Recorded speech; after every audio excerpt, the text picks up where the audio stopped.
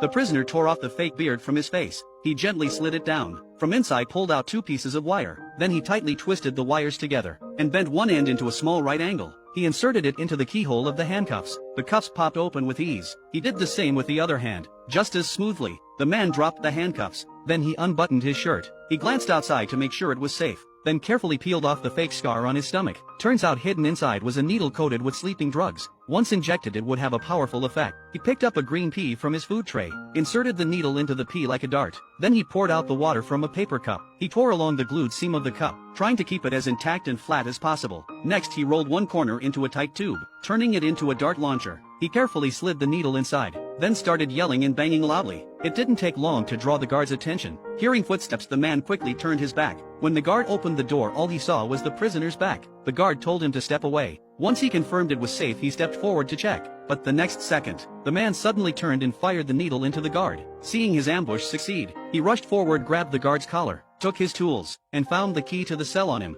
Before the guards outside noticed, the man quickly unlocked the door and slipped out. But there were still 3 guards outside. He didn't act rashly. Instead, he deliberately made some noise. One of the guards seemed to hear something. He slowly approached, unaware the man was right above his head. The guard looked around but didn't notice anything, so he put his tools away and turned to leave. The man took the chance to drop down and knock him out. Not long after, the man appeared in a crowd of people, disguised as an old man, and successfully escaped. But there were still others in the cell breaking out. Mark pulled out a block of ice, placing it at the center and highest point of a metal basin, then poured in a bottle of nitroglycerin. Next, he pulled out 2 wires. He attached one to the basin's handle, and the other to the block of ice. The excess wire extended above the rim of the basin. Once the ice melted, the wire would touch the metal and cause an explosion. But that wasn't all. He listened to the spinning ceiling fan overhead. The sound it made reminded him of a helicopter's rotor. Mark touched the fan with a rubber spatula, making the sound even more realistic. He fixed the spatula in place under the fan, then took out a recorder, placing it above the fan to record the sound.